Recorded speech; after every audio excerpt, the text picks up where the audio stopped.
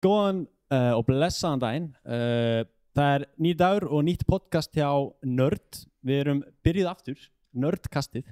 Það Nördkastið. Og við fengum hér fulltrúa frá Vöku og Rösku, Júlíus Viggo frá Vöku og Ármann Leifsson frá Rösku. Verið velkomnir og takk kærlega fyrir að koma. Takk fyrir það. Það er alveg stórmerkilegt að fá að vera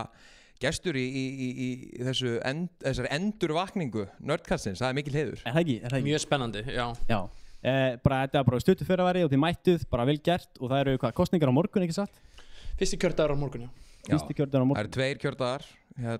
morgun og hinn, sem er voða gott fyrir kjósendur. Alveg agalegt fyrir fólk sem er að vinna í kostningabaráttu. Þá keyrirðu upp í heilan kjördag og svo gerir allt upp á nýtt daginn eftir. En þetta er gott. Það eru 2 kjördagar, það er alveg áhugavert. En ok, ég ætla að byrja aðeins bara svona að spyrja ykkur báða. Hver er svona helsta mýtan við ykkar hreyfingu? Ef við byrjum bara á þér, Ármann. Jú, bara á þér, Ármann. Helsta mýtan á okkar hreyfingu? Já. Er eitthvað svona mýta? Eins og ég var að spyrja Chattaran, sko, og hann vissi hvað Röska og Vaka er. Og hann sagði að Vaka veri hægri sinnað held ég, og Röska er svona meira svona vinstri og svo sagði hann líka með feminiska svona eitthvað hreyfingu líka. Ég meina Röska er samtök félagshyggjufólks við Háskóla Íslands. Ég held að sé ekkert eitthvað og er samið að umbótasinnar og vinstrimenn. Umbótasinnar voru alveg svona framsóknarfólk og vinstrimenn og verður til Röska og þetta er svona hugmyndafræðin að samina hérna vinstrivænginn. Svo það er að vissu liti rétt. Almýtan, ég veit ekki, ég held að almýtan sé kannski bara að það séu allir í Rösku og hrikalega vók og ógeðslega leiðilegir og það megi aldrei grínast eða það megi aldrei gera neitt. Ég held að það sé kannski svona það mesta. Ég held svo sem að sú mýta sé kannski að minnka frekar en ekki, en þetta er eitthvað sem ég hef stundum fengið. Við séum kannski alvarleg já. Og svona já, ég held að hugsa sér það. Já, vók og alvarleg. Já, við séum rosalega vók og rosalega alvarleg og svona allt það messi við fólki. Það er ekki mínu upplifun, alls ekki. Nei, já, þetta er mjög áhugavert, þetta vók sko. Mér líður eins og maður pældi ekkert í vók fyrir bara fyrir svona 4 árum eða hvað. Er þetta búið að vera lengi? Hvernig komið þetta eiginlega? Ég veit ekki. Þetta erum við að byrja hérna? Nei, þetta er náttúrulega bara eitthvað hugtakenna af internetinu og ég er ekki það, ég held að það sé illa skilgrindast að hugtaka alltaf tíma. Mér finnst eiginlega best þegar einhver þýskur stjórnmálamaður sagði að ég veit ekki hvað vók þýðir en ég er það. Það sé kannski bara leiðin hvernig ég takla það sko. En þetta er svona það sem maður er hent sko. En hjá Vöku, Júlíus? Já, helsta mýtan, náttúrulega, maður þarf að reyna svona lítið einhvern veginn speil og hvað er það? Ég held að sé nú alveg einhver leiti sem hún dreifur fram að sem að Chattarinn var nú að segja sko að okkur sé bendla við einhverja svona einhverja stjórnmála stefnur eða hreyfingar eða hvað það er náttúrulega þannig að í raunveruleikanum að Vaka megin stefið og það sem að kannski skilgrinni Vöku helst er það að við erum ekki að taka þátt í stjórnmálum, í landsmálum, í alþjóðamálum og það er það sem að saminar okkur og gerir það verkum að við getum verið með fólk sem að er allstaðar af pólitíska litrófinu sem að saminast það að setja fókusin á eitt mál sem að er hagsmunir stúdenta í HÍ og þess vegna getum við verið saman held ég eins opinber sjálfstæðismaður og hægt er að vera en formaðurinn okkar, framsóknarmaður líka oddvitan okkar á menntavísindasviði er formaður okkar framsóknarmanna við erum með oddvitan okkar á félagsvísindasviði sem er samfylkingakona við erum með frambjóðandi okkar í 4. sæti þar, hann er í Viðreisn við erum með fyrrum formann Ungra Vinstri grænna hjá okkur við erum allstaðar af úr pólitíska litrónu en það er einmitt, ég held að svona fólk sláið því fram að Vaka sé einhvern veginn svona eitthvað sjallapartí og það er nú vissulega þannig að ég er í Vöku og það eru þeir sem hafa áhuga á samfélaginu og eru virkir sjálfstæðismenn í háskólanum að þeir eru kannski líklegri til að vera í Vöku en það er kannski einmitt vegna þess að ef þú ert með eina fylkingu sem er yfirlýst fylking félagshyggjufólks í Háskóla Íslands þá er nú líklegt að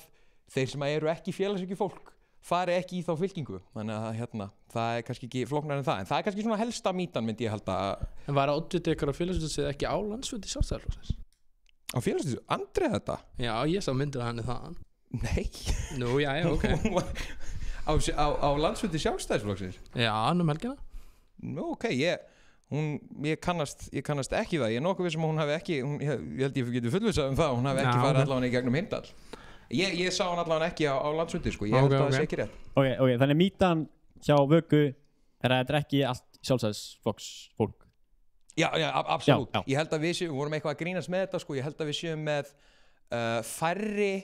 við erum með færri hérna, þetta náttúrulega bara svona brandari, sko. Við erum með færri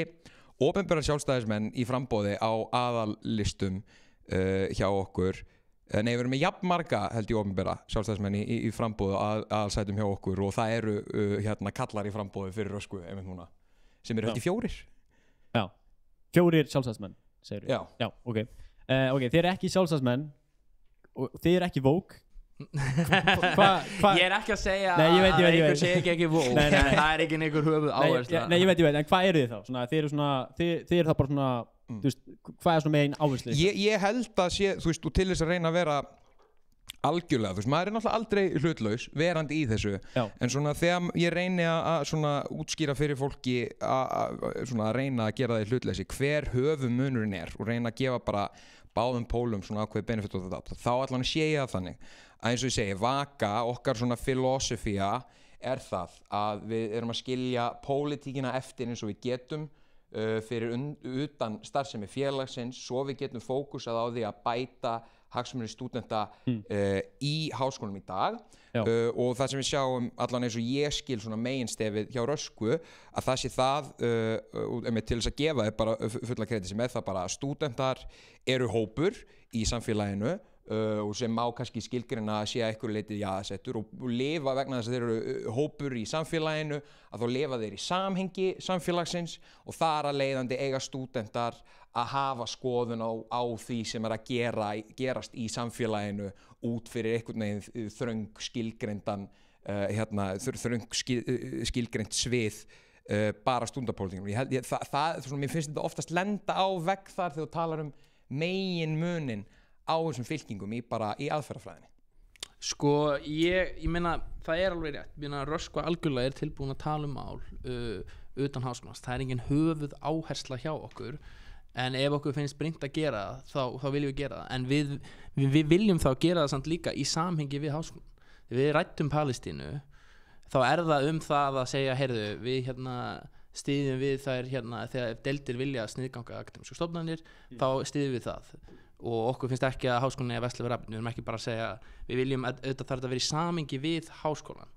en bara, ég meina, núna það bara að gerast í Serbíu að stúdentar eru að leiða mótmæli gegn bara gríðlegri spillingu og svona, að sögulega séu stúdentarhreyfingar gríðarlegar öflugar og bara í samhengi alls samfélagsins og stúdentapólitík mun alltaf komin á því pólitíska svið því þú ert að senda inn umsagnir frumvörp, þú ert að fara að þurfa að gagna ráðamenn, þú ert að fara að þurfa að skipta þér af skipulagsmálum innan Reykjavíkurborgar eða annars staðar, svo okkur finnst alveg eðlilegt auðvitað að meta allt þetta samhengi í heild sinni, þó að líka auðvitað bara mikið að heyrðu, getum við fengið sjálfsala hérna, getum við fengið sófa hérna. En já, við erum félagshyggjufólk innan Háskóla Íslands, það hafa alveg verið bókstaflega sjálfstæðismenn í stjórn Rösku, ekki margir en ef þú sér þig sem að þú ert félagshyggjumennski í því samhengi að innan Háskóla Íslands þá heyrðu, við viljum félagshyggjuleysnir og að félagshyggja leiði í hagsmunabaráttu stúdenta þá áttu alveg heima innan Rösku. Það er svona okkar sýn. Áðurinn fyrir lengra, þá langaði mig að tala mál sem þið settu á TikTok í gær sem ég veit ekki, ég er ekki komin að minna niðurstöðu, þú veist, hvernig þetta var þannig að senda miða dótið hana. Já, ég held að sé nú bara gott, ég reyndar með hann hér sko. Þetta er miklu uppáldi hjá mér, ég á þennan meða ég að hugsa að innraman heima hjá mér eða eitthvað. Ármann, vilt þú kannski útskýra fyrir okkur hvað í gangi hérna? Já, ég sá þennan miða líka í gær. Mér sýnist þetta að vera önnur útgáfa en ég hef séð. Ég hef ekki séð þetta varðandi þetta. En þetta fer ekki gegnum kosningunum Rösku, en það má alveg segja að ég er bara ekki hreinskilinn. Þetta er frá einstaklingin sem er í Rösku. En hvað þennan að segja? Ég meina, þetta er bara tillaga sem Júlíus Viggo sjálfur flutti og tilvísun beint og fundagerð. Já. það er ekki meira en það í raun einmitt, en þetta bara skot á það sem við erum að benda á er einfaldlega það að Vaka hefur verið mjög duglega að gagna Röskvu og gefa til kynna með Röskva rukkar þig og setja bílastæðasektir falskar á mið og svona Röskva vilja gjaldskyldu þegar Röskva verður alltaf sagt að við erum mótfallin gjaldskyldu nema séu raunverulega mótvæðisaðgerðir við erum á því að við viljum niðurgreitt samgöngukort sem við myndum þá vilja að myndi innifala strætó við myndum vilja fá hopp líka með í það deilibíla, þá strætó, næturstrætó hopp, hjól og hopp deilibílar annars finnst okkur þessi gjaldskylda bara nei það er bara ósanngjarnt gagnvart stúdendum við erum að reyna að hjálpa þeim að komast í skóla og það er, þú veist, skaðaminnkandi aðgerð Vaka hefur alltaf sagt, við erum bara flatt á móti þessu en hérna er verið að mæla með skaðaminnkandi aðgerð að taka upp þessa leið B það sem er verið að benda á hér er þessi hræsni og það er enga lygar hér þetta er þessi tillaga má deila að þetta hefur gert og ég skil það alveg sko. En ég meina þessi miði það er ekkert ósatt hér sagt nei. Og hvað var það að ég hef ekki séð það útgáðu sem var með þetta vökublóm það er ekki gott mál og ég er bara sammála að júla það að það sé hérna eitthvað vökublóm en þannig þetta er ekki frá Röskvu þið samþykktu þetta ekki, skilur við saman nei. Þetta fer ekki bara hérna í gegnum ég finnst það alveg merkilegt sko vegna þess að ég fekk mitt eintak í hendurnar í kjölfar hanaslagsins þá var deilt út svona allan háskólan þær mundir og þá gekk ég upp að fulltrúum Röskvu eftir hanaslaginn og þar voru margir góðkunnir félagir mínir úr stúdendaráði og stjórn SHÍ fyrir Röskvu sem á frambjóðendur Röskvu sem voru að taka átt í hanaslagnum ég er náttúrulega bara komið upp og að þið séð á frá fólki sem var að deila sín á milli að þetta verið komið í dreifingu og ég baði eintak og ég fekk það alveg krisp A4 sem var ekki búið að klippa í sundur það var svona tvöfalt sko, veist, það er búið að klippa hérna í miðjunni fekk það bara í hendurnar beint frá fulltrúum Röskvu þar þannig að hversu rók ég veit það ekki hvort það hefði formulega verið samþykkt á fundi kosningastjórnar hvað ekki en þetta er náttúrulega alveg agaleg framsetning og líka sko einmitt þetta með það að vera með nafnlausan kosningaráróður sem er merktur sem þú voru þetta að segja og sammála með að hérna sé náttúrulega ekki í lagi og ekki góðs viti sko á hvaða plani kosningabaráttan er svo náttúrulega sko málefnalega þetta náttúrulega algjörlega röng framsetning sem er hérna rétt eins og ég hef komið inn á bara í mínu svari sem að ég setti þarna á samfélagsmiðla Ertu fylgjandi skaðaminnkandi aðgerðum eins og leið B sem við að mæla með eða bara, gjaldskyldan háskólinn er að fara að gera það mun á endanum gerast komum þá hérna á samgöngukorti og undan þá eins og ég sagði fór yfir í myndbandinu að þá er afstaða Vöku mjög skýr stúdendar í núverandi samgöngu umhverfi eiga ekki að þurfa að borga meira fyrir það að einfallega mæta í skólan og vandamálin með samgöngur fyrir stúdenda þetta er ekki kostnaðarvandamál þetta er innviðavandamál það er ekki kostnaðarsamara að taka almenningssamgöngur en það er að keyra bíl þetta er vandamál með það að það geta bara ekki einfallega allir nýtt sér almenningssamgöngur til þess að komast til og frá skóla ég ger það sjálfur sko þar koma undan þá Ármann leiði mér að klára ég ger það sjálfur ég bý hérna á Lindagötu og nota strætó og á mér þess að hjól og lapp út allt og á ekki bíl sko hérna sem var mikil breyting verandi sandgerðingur hérna sem flutti til Reykjavíkur en samhengi þessa tillögu sem ég vissulega lagði fram er náttúrulega það að Vaka þegar við vorum hérna reyndar í 2 manna minni hluta í stúdendaráði snemma ársins 2023 og þá lögðum við fram tillögu það að stúdendaráð myndi lýsa því yfir formlega að það væri andsnúið því að stúdendar þyrftu að borga bílastæðagjöld fyrir það að mæta í skólan sú tillaga var borin upp á stúdendaráðsfundi og meiri hluti Röskvu í stúdendaráði vísaði þeirri tillögu frá án þess að taka hana til umræðu báru fyrir sig að þetta væri einhvern veginn ekki þörf á því og það væri nú þegar skýr afstaða stúdendaráðs þannig að það þyrfti ekki ræða þetta henni var bara að vísa frá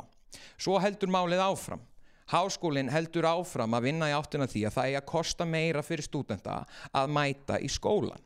og Röskva gerir ekkert í málinu engar yfirlýsingar, engar aðgerðir til þess að koma í veg fyrir það, bara það að það átti að vera uppassi sem átti að kosta þá var sagt 5.000 krónur sem átti að gera hitt og þetta sem færðist aldrei neitt áfram og ekkert bólaði á og dó svo á endanum vegna þess að það sem að hefði kostið eins og ég komið hérna á ekki verið laust vegna þess að þetta innviðavandamál, ekki kostnaðarvandamál. Þegar að þessu kemur hafði nýlega á háskólaþingi verið kynnt það að háskólinn stemdi að því að koma á þessari gjaldskyldu sem átti að vera í ár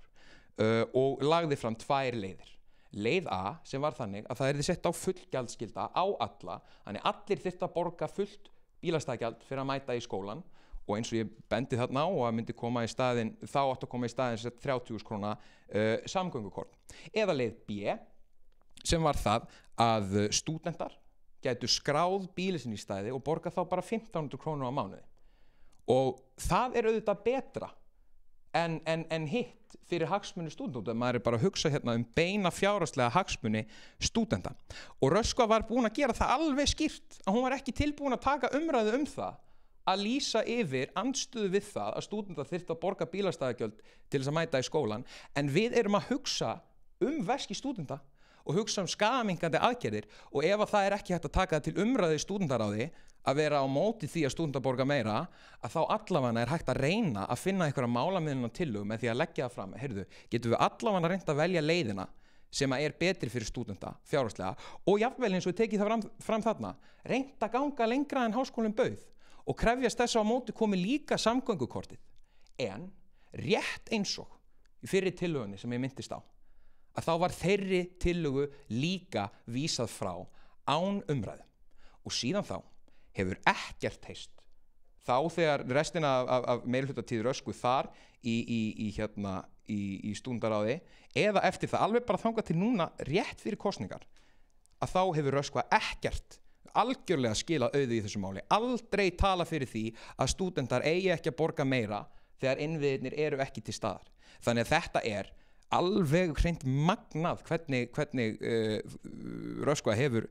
spilað sig í þessu máli og ánægilegt að þið hafi greinilega loksins gert ykkur grein fyrir því að stúdentar vilja ekki að þeir séu fyrstir til þess að taka þessu höggið, að það sé bara verið að gefa rottunni rafstuð og skilja það núna greinilega að þetta sé óvinsælt meðal stúdenta að núna vil ég fara að snúa ykkur við, en það ekki hægt að afmá söguna og það má, það alveg galið að ætla að koma fram með þessum hætti og reyna að pakka svona inn og fólk sér í gegnum þetta. Það sem við vorum að fara yfir hér. Sko, ef við bara gefum, ég er að vera að ræða samhengi 2022, þá hefur tillögu vísað frá það verður svo sama fundi þegar við hugulega með þess að kjósa með 2023 já, 2023, í stundar 2023 þá tillaga uppassa ef gjaldskyldan kemur á, hún samþykkt af öllum, líka þeim tveimur vökulum sem voru og þá þessi vísað frá eftir að við vorum að taka það fyrir. Sömu rök hef ég heyrt varðandi 2024. Ég skal taka fram, ég var ekki í stúdentaráði þá og það myndi trú að eiga það við þau, en þau báru þessi sömu rök fyrir að þetta hefði verið rætt áður. Ég persónulega frekar á því að fella eða samþykkja tillögur en að vísa frá, en gott mál. En það sem liggur hérna greinast fyrir að þau eru á samanstæðu við. Við höfum krafist undanþána og samgöngukors ef þetta komi á. Bara skaðaminnkandi aðgerðir, það sé hérna þjónusta við stúdentur, svipa samgöngukort það er oft látið og það er oft látið eins og þetta sé eitthvað svona draumur hjá Röskvu. Þetta bara svipa á landsspítalanum með og það ekki rétt að við höfum ekkert unnið í því fyrir núna kosningum. Það hafa tillögur bárust núna fyrir stúdentaráð og sem þverpólitískar innan stúdentaráð í ár að þrýsta á þetta. Ég tók sjálfur fund með framkvæmdastjóra Strætó og útskipið hvað gerðist með uppassan. Akkur var þetta gerast? Hann sagði bara hreint út við mig, heyrðu, við vorum bara þetta var bara að fara að gerast. Þetta stoppaði háskólum, þetta stoppaði rektor, þau voru alltaf bara þetta kostar mikið. Þetta var bara þetta getur alveg gerst og við erum tilbúin, en við viljum líka fá þessar undanþágur því að vissulega auðvitað einhver leiti innviðamál sem ég áhugavert sér rætt því að vaka gjörsamlega geldi tillögur Röskvu að lýsa yfir stuðningi og þrýstingi á að borgarlína myndi klárast og komi gegnum háskólasvæðið, að þau þurftu nú að fara að rífa sig í gangana upp í ráðsinu. Og mér finnst það bara, við höfum verið að vinna í þessu, en auðvitað þetta innviðir og þess vegna eins og ef það einhver sem býr í Sandgerði eða Akranesi eða Selfossi eða foreldrar til dæmis í námi segjum við búið í Mosesbæ þá er ekki raunhæft að hann geti alltaf tekið strætó í skólan við þurfum undanþágur hvernig nákvæmlega má útfæra það getur verið rætt senna en við erum algjörlega fylgjandi því líka fá að koma aðeins inn á þetta og eins og ég segi það er ánægjulegt að Röskva sé loksins að taka undir það þetta sé vandamál en fyrsta lagi þá vil ég bara taka fyrir hennar málflutning það að það hafi verið vísað þessari tillögu frá vegna þess að og það hafi verið réttlætanlegt vegna þess að þarna hafi fyrst verið samþykkt tillaga það að ef að það komi gjaldskylda skuli koma samgöngukort vegna þess að þetta eru bara efnislega tvö mismunandi mál sko. Það er verið að samþykka því að ef að það kemur gjaldskylda á bílastæðin að ef hún komi að þá að koma samgöngukort þú getur verið sammála á því og svo sé hann sagt en við viljum ekki að það komi gjaldskylda sko. Þannig það að vísa þeirri tillögu frá án umræðu það er ekkert svar fyrir því og alveg eins þarna þegar var vísa til sko sömu tillögu árið 2023 sem að var ástæðan fyrir að var vísa frá upprunatillögunni til þess að vísa frá tillögunni 2024 og talandi að þau vilji undanþágur og einmitt að þetta sé þeirra hjartansmál ég hef verið núna í stúdentapólitík í að verða 3 ár og einmitt fyrsta greinin sem ég skrifaði nokkuð tíman stúdentapólitík var einmitt þetta tiltekna mál bílastæðagjöldin á stúdenta og það skipti ekki máli hvað við settum þetta oft á dagskrá Röskva neitaði að tala það og vísaði frá tillögum og það komu aldrei neinar útfærslur á mótvægisaðgerðum vegna þess að það er hægt að segja já þetta er okkar hjartansmál við ætlum að standa vörð þetta en þetta er það í raun og veru ekki og það er málið og einmitt það er hægt að útfæra það seinna hvað með bara að útfæra það núna að vera með útfært hvernig þið ætlið að sjá til þess að fólk sem á að þurfa að borga meira einfallega fyrir að sækja nám sitt hvernig á að koma til móts við það og þetta samgöngukort við höfum nefnt skýrt ef þú ert býrð langt utan höfuðborgarsvæðisins og að það sé greint með foreldra í námi við þetta beðum Excel-skjal nákvæmlega og það var beðið ykkur útfærslu á þessu fyrir kosningarnar 2023 það var beðið ykkur útfærslu á þessu fyrir kosningarnar 2024 þannig að ef að stúdentum er virkilega annt þetta mál á að treysta fólkinu sem að hefur verið á sama plani með þetta mál frá byrjun eða fólkinu sem er núna rúmlega viku fyrir kosningar loksins var að segja að það sem er ykkur útfærða laust til þess að standa vörðum þeirra hagsmuni En ok, þannig ég skilja þetta alveg bara hver vill að veri rukka á staðinu? Er það bara háskólinn? Það er háskólinn. Röskva hefur ekki staðið því, Röskva er ekki að rukka þig ég skil það það er háskólinn það er samt svona á ská sko, það er líka út að ég hef setið alltaf þessu fundi náttúrulega, frá því að þessi upprunalega tillaga var lögð fram og þú lest líka í fundagerðunum að þá eru fulltrúar Röskvu oft óbeint eða beint að tala fyrir því að það sé að við búum í samfélagi og stúdentar þurfa að vera nú alveg fyrsti til að taka þátt í þeim umbreytingum sem þurfa að eiga sér stað og það sé erfitt en tala þeir með því að þetta sé nauðsynleg breyting sem þurfi að koma á að stúdentar veri með þeirra fyrstu til þess að þurfa að móta sig að nýjum aðstæðum með því að þurfa að borga aukalega fyrir að mæta hér í skólan það var fulltrúi Röskvu í skipulagsnefnd HÍ sem að kóaði með öllum breytingu sem voru lagðar til fækkun bílastæða og hvað það er og núna þegar við loksins stigum inn í þann hóp og þann vettvang þar sem við verðum að tala framtíð háskólasvæðisins að þá bregður öllum gríðarlega þegar við erum að tala heyrðu, það er ekki hægt við getum ekki byrjað á einhverjum framkvæmdum hér sem fyrsta skref að framtíðar sín háskólasvæðisins og fyrsta skref á að vera að taka fullt af bílastæðum fyrir utan tækningar og vaffer 2 með engum plönum sem að koma í staðinn en fólk kom alveg á fjöllum að því að stúdentar vera ósáttir með það vegna þess að þeir sem hafa verið að sinna hagsmunabaráttunni ekki bara út á við sem skiptir máli heldur líka í öllum þessum litlu vígstöðum innan kerfisins í háskólanum hafa ekki verið að nýta vettvanginn til þess að standa á þennan hátt vörð beina hagsmuni fjárhagslega stúdenta Ég er hér að tala fyrir Röskvu núna hvað nákvæmlega ykkur hefur einhvern tímann sagt eða finnst ég ykkur fundagerð get ég ekki alltaf svarið fyrir staðreyndin hins var svo að Röskva var núna 7 ár í meirihluta gjaldskyldan kom aldrei á og það er meðansvennast það var krafan samgöngukortið undanþágur nei, þið gerið þetta ekki þið komið ekki í móts við okkur sem var að hindra háskólan auk bara hinn ýmsu framkvæmda tafa og klúður sem er það sem er að tefja þetta núna í ár og ég meina niðurstaðan hefur verið svo sama 7 ár með Röskvu þá kom gjaldskyldan ekki á hún hefur ekki komið núna á í ár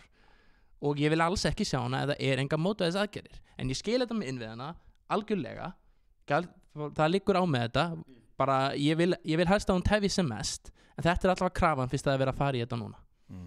Ég held við viljum setja punkt þarna af því að við erum búin að tala um þetta lengi Já. og það er nóg að tala Það er nóg að og eins og ég skildi er bara háskólinn vill fá eitthvað meira pening og það er smá vesen og Já, þetta er náttúrulega líka, bara, þetta eru náttúrulega svona hlutir, þú veist, eins og, þú veist, auðvitað á ekkert bara hver sem að geta lagt við háskólan, sko, þú veist, eins og með Malastæðið, það er fullkomlega eðlilegt að fólk sem hefur ekkert erindi við skólan, að það sé ekki að fá afnot hérna af innviðum okkar til þess að sækja námið okkar, til þess að mæta hérna, en þetta er spurning um það að stúdentar þurfi ekki að greiða fyrir að mæta í skólan. En ég vil færa smá annað núna, ég vil að þið báðir hrósið hinni hreyfingunni, ekki persónunni, hreyfingunni. Já, bara almennt bara absolutt Þú mátt byrja, Júlíus, þú byrjar á það verður aldrei tekið af röskulum að þetta er rosalega öflugt og svona passionate afsakið enskuslettuna fólk hagsmuni stúdenta og það setur rosalega orku og ástríðu í þessa vinnu sem er hagsmunabaráttu stúdenta og það má sjá bersýnilega á þeim á bara miklum það eru sko eiginlega undantekningaratriði að framkomi tillögur frá Rösku á stúdentaráðsfundum sem að Vaka getur ekki heilsugar tekið undir það eru rosalega góð vinna sem á sér stað innan Rösku þar sem að þau eru að vinna fyrir rosalega góðum málum og ég bara segi það að þetta er fólk sem er að gera þetta hjartanu finnst mér oftast þó að stundum sé ég ósáttur með vinnubröðin og oft svona þegar nálgast kosningar og þetta með ósamála einhverjum atriðum en þetta er fólk sem er að standa sig mjög vel og einmitt hafa lagt fram mjög góð mál bara á þessu ári sem að einmitt meirihluti vöku í stúdentaráði hefur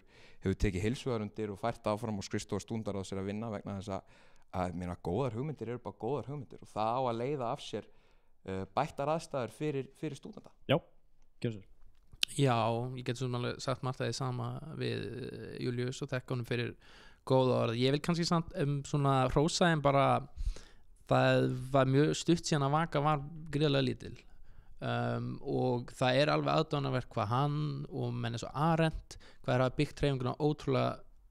hratt og vel upp að innan og mér finnst það mjög aðdánavert fyrir að þessi dugnaður og ástriða fyrir að byggja þetta upp því þetta er bara eins og að byggja upp fyrirtæki og ég er núna kosskustjóri og það er svo að reka fyrirtæki að einhverju leyti svo mér finnst það gríðarlega aðdánavert og ég held að það einmitt gefið til kynna bjarta framtíð hjá þessum einstaklingum bara mjög svo Takk fyrir það Frábært Næst vil ég tala Oktoberfest Já Það er og allar þessar peningar Hvaðan koma þessi peningar, hvert fara þessi peningar hver er staðan með þessu og þú kannski byrjar Já þetta er búið að vera stærsta málið í ár og var kannski svona mál sem allt hérna fór svona yfir á hið pólitíska svið það gerir sem sagt að það er samningur sem er undir þetta við Paxal til 5 ára að reka Oktoberfest eins og hafði verið gert 2013-14 eitthvað þannig og honum er síðan rift núna í ágúst 8 milljónar króna sáttagreiðsla greidd til þess að það fari ekkert lengra fyrir dómstólum og síðan er hátíðin haldin og við fengum núna uppgjöri fyrst núna á þeirri áhugaverðu tímasetningu í síðustu viku og það er allavega 19 miljón króna hagnaður þá að frádreginni sáttagreiðslunni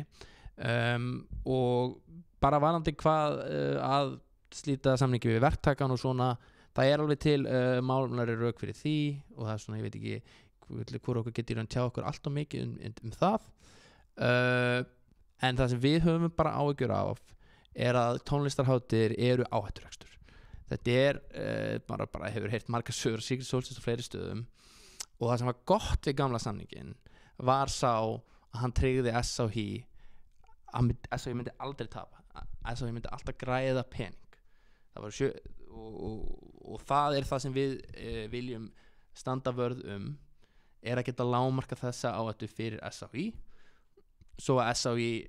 svo það sé ekki hætta bara á gjaldþroti fyrir Oktoberfest, þú veist í verstafalli myndi ekki geta verið haldið það er það sem við höfum áhyggjur af við erum ekki sérstaklega að mæla fyrir að taka upp þennan gamla samning algjörlega aftur en ef það er eitthvað sem getur lágmarka áhættuna frekar þá erum við fylgjandi því Já, Oktoberfest, þetta kannski held ég hvað mest í sigur sem að hefur verið sigraður á undanförnu starfsári í Stúdentaráði. Hvernig það gekk að breyta rekstrarformi Oktoberfest frá því sem fyrir var og eins og Ármann minnist hér á þegar skrifa var undir 5 ára samning viku fyrir kosningar í fyrra sem að átti að skuldbinda Stúdentaráð til framtíðar það að halda í þessu rekstrarformi okkar stærsta og verðmætustu eign sem Stúdentaráð og við sáum bara þegar við litum yfir stöðuna þegar við tókum við Stúdentaráði að þarna vorum við sem hreyfing og hagsmunabaráttu stúdenta að verða af töluverðum fjárhæðum sem að hægt að nýta í hagsmunabaráttu stúdenta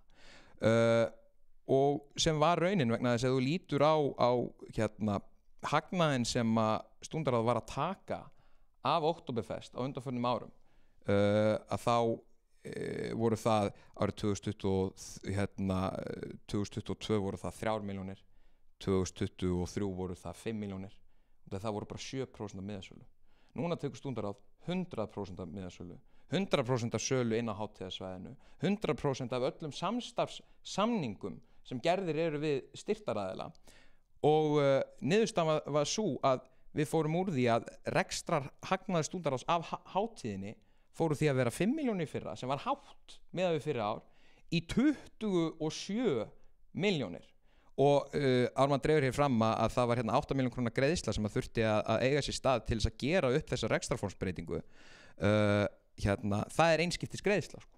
Hún mun aldrei aftur eiga sér stað sem þýðir það að þetta var fjárfesting sem þurfti að fara í til þess að losa Stúdentaráð úr þessu skipulagi sem var búið að viðhaldast til fjölda ára sem að var að verða til þess að stúdentahreyfingin, hagsmunabaráttu stúdenta var að verða af 20 milljóna á hverju ári sem að hefði verið hægt að nýta í annað. Ármann minnist á að uppgjörið komi á einhvern sérstökum tíma viku fyrir kosningar. Já, þetta dróst uppgjörið vissulega og það náttúrulega eru hlutir eins og það voru bókhaldsdeilur við skattin varðandi hvernig átt að skilgreina eitthvað virðisaukaskatt og eitthvað sem fyrir ofan mitt paygrade sko. Þannig að þetta dróst því miður en staðreyndin náttúrulega svo að það hefur aldrei áður verið uppgjör sem hefur verið skilað til Stúdentaráðs hátíðina. Stúdentaráð hefur fengið upplýsingar nei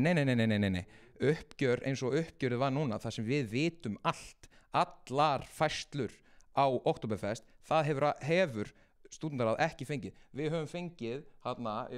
kannski 2-3 mánuðum eftir Oktoberfest hefur komið einhvers konar 4 liða áætlun þar sem að 63% af kostnaði var í annar kostnaður og engar frekar upplýsingar voru vegna þess að stúdentar höfðu eiginlega ekkert þessa hátíð að segja ekkert. Núna gátum við tekið ákvarðanir eins og það að gera þetta umhverfisvænasta Oktoberfest frá upphafi. Fyrsta sinn var flokkað á Oktoberfest. Í fyrsta sinn var það keyrt á grænni orku í staðan fyrir að vera keyrt alfarið á díselrafölum. Við jukum hjólastóla aðgengi, við jukum öryggisgæslu. Við höfðum mun meiri aðkomu stúdenta og nemendafélagana að skipulaginu og það sem að tekur núna við þegar við erum að tala einhvern áhætturekstur það fullkomlega viðurkennt rekstrarform í rekstri óhagnaðardrifna hagsmunafélaga að keyra sig á stórum verðmætu viðburði. Ég má nefna IBVF með þjóðhátíðarnefnd og þjóðhátíð. Ég má nefna Samfés og Samfésballið. Þetta okkar verðmætastegn, hún verður til þess að við getum samið við samstarfsaðila samstarf allt árið sem við gátum ekki í fyrra fyrirkomulagi vegna þess að þeir sömdu bara við rekstraraðila Oktoberfest og höfðu engan áhuga á okkur og núna, það sem tekum við núna það búið að samþykkja í Stúdentaráði að það verður stofnað sérfélag utan Oktoberfest sem að Stúdentaráð á og sem mun takmarka ábyrgð Stúdentaráðs á rekstri Oktoberfest en þannig svo ef svo ólíklega gerist að það verður einhver katastrófía sem bara rétt eins og og heldur að einhver katastrófía með það að þjóðhátíð myndi fara á hausinn eða samfélagsballið myndi fara á hausinn að þá áhætta Stúdentaráðs takmarkuð en ég vil bara frekar snúa þessu við sko. frekar en að við séum að einhvern veginn þurfum að tala fyrir því að réttlæta það að við séum komin með fyrirkomulega á stað sem það núna, þar sem að við getum staðið betur undir hagsmunabaráttunni, getum styrt betur við nemendafélögin, getum haldið árshátíð SHÍ í fyrsta sinn í 2 áratugi. Það frekar vil ég segja, hvernig getur Röskva rökstutt það að hverfa frá þessu og verða af þessum peninga, þessi peningur fari til annara í staðin fyrir að hann fari einmitt í hagsmunabaráttu stúdenta. Hvernig það réttlætanlegt fyrir stúdentum að bara vegna þess að ég veit ekki hvort þið treystið ykkur ekki til þess að halda utan á verkefnið, að þess vegna verði hagsmunabaráttu stúdenta að verða af þessum peningunum og hann að fara til einhverja annar aðila. Við erum ekki að mæla sérstaklega með því að þessi peningur fara aldrei annar aðila. Eins og ég hef sagt, þá er ekki okkar markmið að taka upp hérna gamla samningin, en að geta lágmarkað áhættu og þá mögulega, hærri hluta miðasölu, stjórn yfir hlutum eins og samstarfssamningum. Það er í algjörlega fylgjandi. En það er bara ekki rétt að eins og stúdentaráð hafði ekkert hátíðan að segja. Sem gott dæmi, það var stúdentaráð sagði kröfu að viljum að listamennir séu þessi jafnkynjahlutfall. Það var bara já, ok, það er gert. En nú þú nefnir árshátíð SHÍ sem bara mér fannst persónulega skemmtileg viðburður og við Röskva viljum halda áfram. En það er komin á svolítið hættulegan stað. Þú ert með þetta algjörlega 100% rekstri bæði hjá SHÍ. Þú ert komin með, Oktoberfest, gerum ráð fyrir að græða pening á því og það sem þið hafið bara viðurkennt margoft er að árshátíð SHÍ græddi ekki pening. Það tapaði pening. Ég meina það var 9.990 fyrir steik undir strengjakvartett og svo guskus eftir á. Þá ertu komin í það. Hvað ef að 1 ári græðir Oktoberfest örlítið minna og síðan tapar árshátíðin meira en kannski áætlað var? Hvað þá? Hvað gerist þá? Erum við þá að fara að lenda í dæmi eins og þegar Röskva tókum meira 2017 að það er 2 milljón krónar halli sem þarf að rétta að? Það er það sem við höfum áhyggjur af og við viljum lágmarka þessa áhættu. En auðvitað eiga stúdentar að njóta góðs af þessum hátíðum. En það líka spurning og það sem við höfum verið að tala fyrir raunverulega hagsmunabaráttu er að eina helstu rökunum fyrir því að gera samningu verktaka svo að það sé ekki öll vinna allra skrifstofu stúdentaráðs að fara í marga mánuði í Oktoberfest. Að það tók bara viku sem það var að þú gæti verið vinn í þessu og annað var útvistað. Og það sem mér hefur verið einkennandi við skrifstofunni ári þetta hefur verið stórir en fáir viðburðir og öll orkan hefur farið í það. Þegar að skrifstofa stúdentaráðs, þetta stúdentaráð Háskóla Íslands, þetta bara ein elsta og stærsta og virtasta hagsmunastofnun landsins. Þetta ekki nemendafélag, þetta ekki viðburðar fyrirtæki og hlutverk þess fyrst og fremst að sinna hagsmunabaráttu, svara tölvupóstunum, að kjarna málefnin, að hafa öflugar herferðir og það það sem við stöndum fyrir. Árshátíð SHÍ Oktoberfest gott mál. En það ekki kjarnistúdent. En mér langar náttúrulega að taka fyrir það og það Ármann að leggja þannig upp að skrifstofa stúdentaráðs hafi ekki sinnt sína hagsmunabaráttu vegna þess hvernig við heldum á spilunum með því að efla félagslífið. Það náttúrulega bara kolrangt sko. Við bara gerum bæði betur að við erum búin að efla félagslíf stúdenta á mörgum sviðum með þessum stóru viðburðum en líka með því að efla starfsemi nemendafélagana en það sérðu ánægjuna hjá nemendafélagin með hvernig við höfum styrt við þau og stutt við baki á þau. Hvað við setjum meira í það og sleppum strengjakvartinu? Skrifstofa stúdentaráðs hefur algjörlega staðið undir hagsmunabaráttu. Það er engir annmarkar á því að hún hafi getað sinnt sínum skildum á meðan vissulega þurfti að fara í mikla vinnu til þess að vinna upp struktúrin í kringu það að taka við rekstri Oktoberfest en sá struktúr og svo þekkingin út til staðar og til að hægt að búa til koma þeirri þekkingu í einhvers konar form og farveg sem sjálfbær við erum að útbúa handbók fyrir framtíðina og ferla í kringu það að skrifstofan sé ekki í kringu og einmitt verktakar að taka á sig bróðupartinn af öllu skipulagi, ekki skrifstofa stúdentaráðs. En hagsmunabaráttan, það hafa verið risastóri sigrar í hagsmunabaráttunni sem hafa líka átt sér stað í ár sko. Þrátt fyrir við höfum verið að sækja fram á þessum sviðum. Sérstaklega má nefna eins og til dæmis það að núna í ára þá bættu við í fyrsta sinn til fjölda ára nýrri stöðu á réttindaskrifstofu stúdentaráðs. Núna erum við komið kjarafulltrúa vegna þess að ég náttúrulega starfa sem lánasjóðsfulltrúi á skrifstofunni og sinni þeir svona það bil 30%